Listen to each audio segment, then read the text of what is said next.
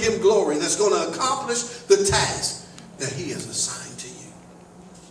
Does that make sense? I want you to understand, just like the scientists and the athletic trainers in Gainesville, Florida understood. They understood that if they could replace electrolytes, if they could replace the things that leave your body, like salt and all of these different things, if they could replace those things while you're still in the heat of competition, that it would make you a better athlete. This is what they understood.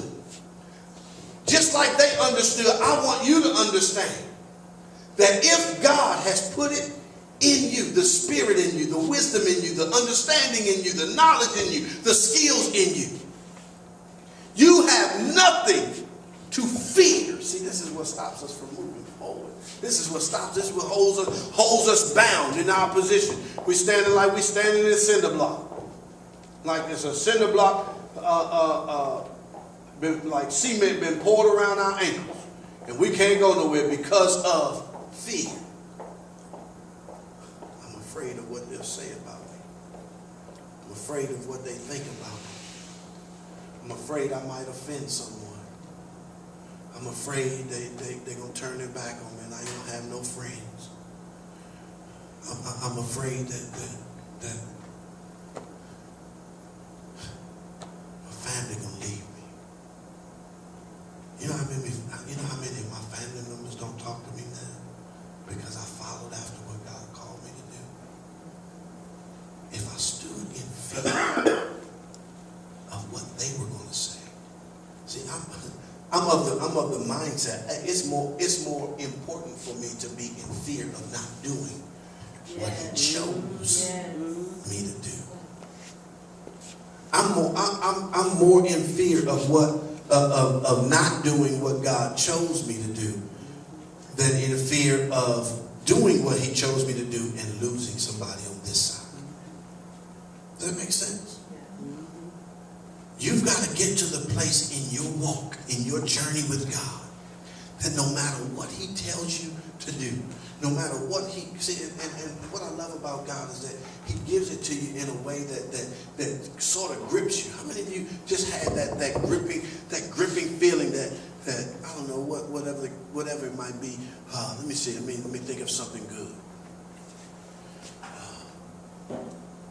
Okay. You see a homeless man,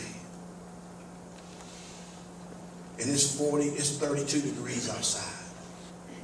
You see him laying on the street corner on a park bench, and it just tears your heart up. Or you see children,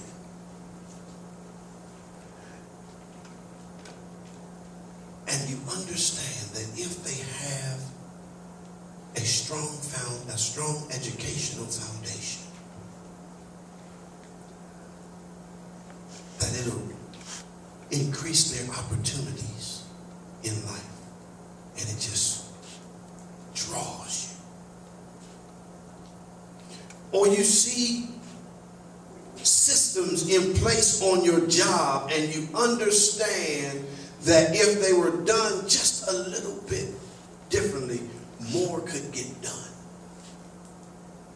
And it just pulls at you. See, this is God talking to you. It's God talking to you in these moments. He's saying to you, listen, I put that on your mind and made you have that feeling in your heart so that you could do something about it. Now, stop waiting for somebody else to do it and you go do it. I've put my spirit in you. I've put my wisdom in you, given you some understanding. I've given you some knowledge. And you got the skills, baby, because I put them in you. Go on and do the thing. Stop waiting for somebody else to do it. Stop waiting for somebody else to start that business. Stop. Oh, man, don't get me started on that. Stop waiting for that thing that God put in your heart to invent. Stop waiting for the invention to come out. And then say, oh, man, I knew I should have There's a story behind that. Stop waiting. God put it in you. It's in you. You don't have to wait. What you have to understand is that you've been chosen. You have been chosen. If I can't get anything else across today, you have been chosen. You may not yet understand chosen to do what. You may be asking, Pastor, what have I been chosen to do?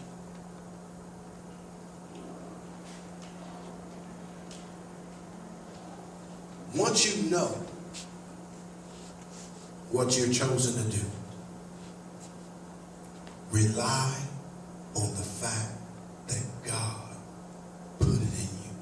When I asked to see the hands of those who have been saved, every hand in the room went up. Every hand in the room went up. Because you're saved, you have constantly in you the Spirit of God. Not just an impartation, but an indwelling of the Spirit of God in you. Which means he resides in you. He's your moral conscience. He's your guide. He's your teacher. He's your comforter. He's your counselor. He's in you constantly. We don't have to have a Bezalel experience where God just imparted for a particular assignment his Spirit in you.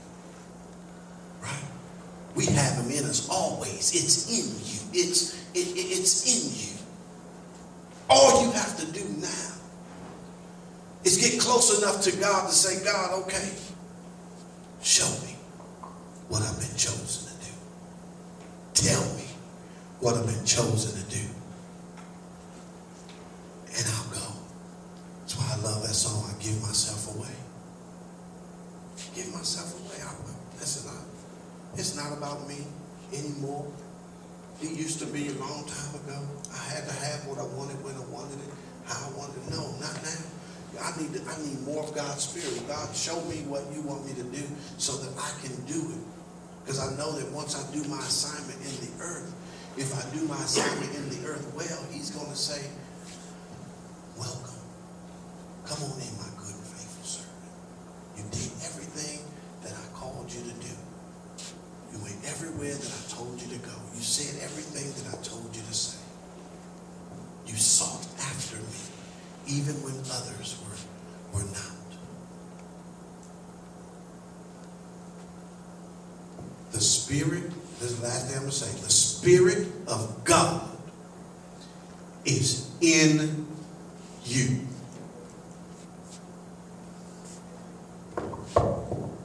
Amen. Amen. The Spirit of God is in you. All of you in the room said that you were saved. How many of you in the room feel like you're walking in your chosen purpose? Not the purpose you chose for yourself, but the purpose God chose for you. There's a huge difference. How many of you, don't raise your hand if you don't want nobody to know that you're not. I mean, or if you are, then raise your hand, because that's the question I asked. But if you're not, don't look at your neighbor funny, because then they're going to know that you're not walking in your purpose. All right? It's got to be your desire. It's got to be even you, mother. It's got to be your desire to walk in whatever purpose God has for you in this season of your life. God, what's my purpose? What's your plan for me for this portion of my journey? It doesn't just stop where you did that thing last time. The last time you asked God and he told you what your purpose was, and now you did that and it's over. No. God's word is living and breathing. As his word is living and breathing, and you are living and breathing, guess what's growing? The both of you. And you've got to be growing in the word. If you're growing in the Word, you'll see that God